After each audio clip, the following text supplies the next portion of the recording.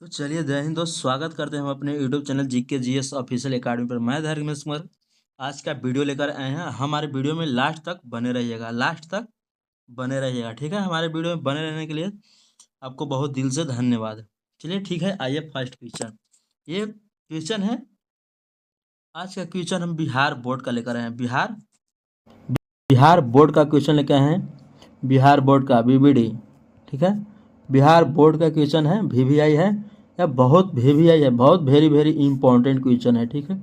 आप लोग हमारे वीडियो में लास्ट तक बने रहिएगा। चलिए आते हैं, फर्स्ट क्वेश्चन क्या कर रहा है।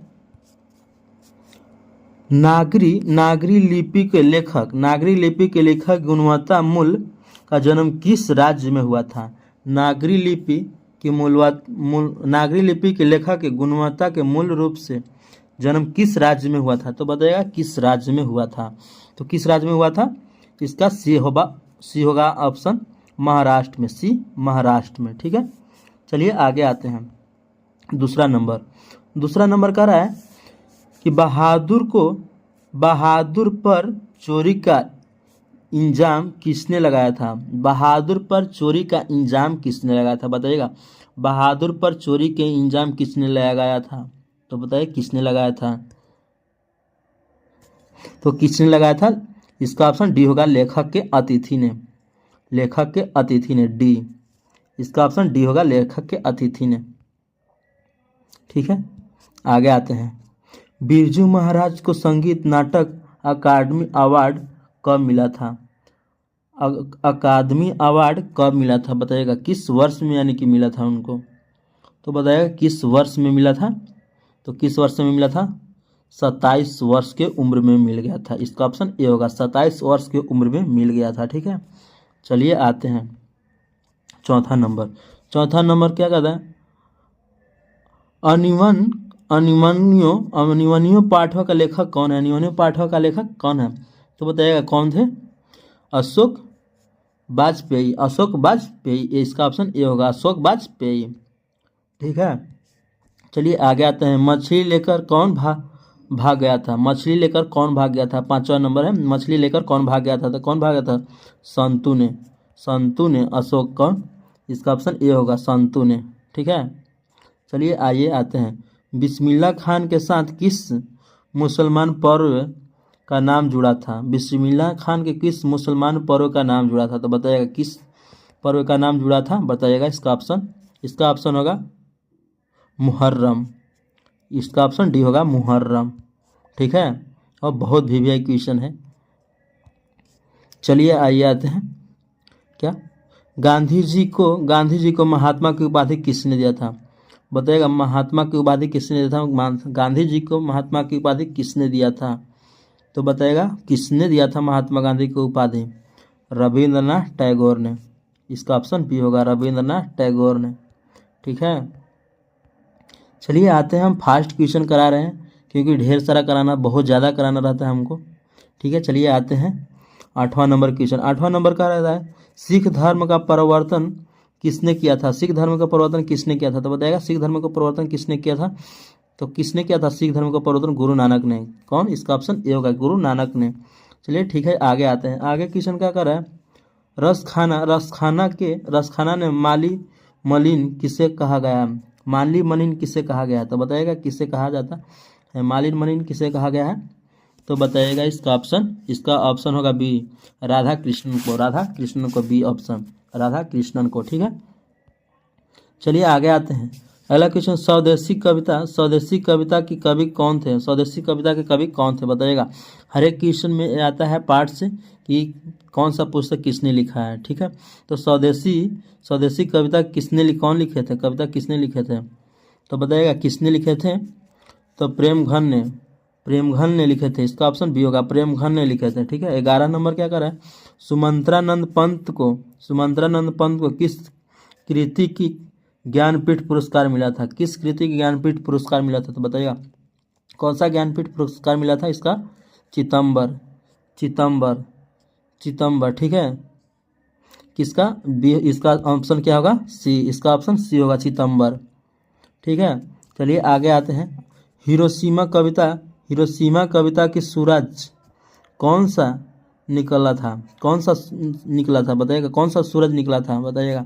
इसका ऑप्शन क्या होगा? इसका ऑप्शन नगर के चौक पर। कहाँ पर निकला था? नगर के चौक पर निकला था। ठीक है, चलिए आगे आते हैं। अगला है 13 नंबर कह रहा है, 13 नंबर क्या कह रहा है? 13 नंबर, कुंवर नारायण कौन से कवि हैं? कौन से कवि हैं? कुंवर नारायण कौन से कवि हैं बताइएगा, कौन से कवि हैं? कुंवर नारायण कौन से कवि हैं बताइएगा। इसका ऑप्शन बता ले जाइएगा आप लोग, फटाफट से जवाब दीजिए। ठीक है, कौन सा कवि थे? बी छायावादी। कौन सा? छायावादी, बी छायावादी। ठीक है, आइए 14 नंबर, दही वाली मंगमा किस भाषा में अनुवादित की थी? देखिए यह बहुत वीवीआई क्वेश्चन है, बोले ना कि बहुत वीवीआई है। ठीक है, देखिए हर एक टॉपिक में आ जा रहा है क्वेश्चन, मतलब हर एक बार जब हम पढ़ा रहे हैं इस टाइम आ जाता है। ठीक है, तो समझिए कि ये फिर वीवीआई है। ठीक है, तो कौन सा है बताइएगा? 14 में कौन सा है? ये होगा कन्नड़। कौन सा है? 14 के एक कन्नड़। ठीक है, चलिए आगे आते हैं। अगला क्वेश्चन क्या कहता है? डहते विश्वास कहानी का मुख्य पात्र का नाम क्या था? डहते विश्वास की कहानी के पाठ का मुख्य पात्र कौन थे? तो बताइएगा कौन थे इसमें। ठीक है, इसका ऑप्शन होगा सी लक्ष्मी। ठीक है, आगे की ओर आते हैं। अगला क्वेश्चन कह रहा है, अगला क्वेश्चन कह रहा है कि माँ लेखक कौन है? माँ कहानी के लेखक कौन है बताइएगा। माँ कहानी के लेखक कौन है बताइएगा। माँ कहानी के लेखक कौन है? ईश्वर पटेलकर, बी ऑप्शन, ईश्वर पटेलकर। इसका ऑप्शन बी होगा। आगे आते हैं 17 नंबर, सीता के कितने लड़के थे बताइएगा। सीता के कितने लड़के थे? 17 नंबर, सीता के कितने लड़के थे? तो बताइएगा 3, बी ऑप्शन। सीता के कितने लड़के थे? 3, बी ऑप्शन। ठीक है, चलिए 18 नंबर कह रहा है, 18 नंबर क्या कह रहा है? पतापी कौन सा रोग है? पतापी कौन सा रोग है बताइए। पतापी कौन सा रोग है बताइएगा। पतापी कौन सा रोग है? तो बताइएगा कौन सा रोग है? पतापी मोनोजाइटिस। कौन सा रोग है? डी ऑप्शन, मोनोजाइटिस। ठीक है, चलिए आगे आते हैं। शुद्ध शब्द चुने। तो बताइएगा शुद्ध शब्द कौन सा है? 19 में शुद्ध शब्द कौन सा है? अभिलाषा ए। ठीक है, बताइएगा आँखें चार होना यानी कि क्या होना? आँखें चार होना। इसका ऑप्शन क्या होगा? आँखें चार होना इसका प्रेम होना। आँखें चार होना इसका ऑप्शन ए, प्रेम होना। ठीक है, बताइएगा बुढ़ापा में कौन सा संज्ञा है? बुढ़ापा में कौन सा संज्ञा बताइएगा? भाववाचक। ठीक है, सी ऑप्शन, भाववाचक। ठीक है, चलिए आगे आते हैं 22 नंबर। 22 नंबर क्या है? आम शब्द का पर्यायवाची क्या होगी? आम शब्द का पर्यायवाची क्या होगी बताइएगा। आम शब्द का पर्यायवाची क्या होगा बताइएगा। आम शब्द के पर्यायवाची क्या होगा? इसका ऑप्शन होगा रसाल।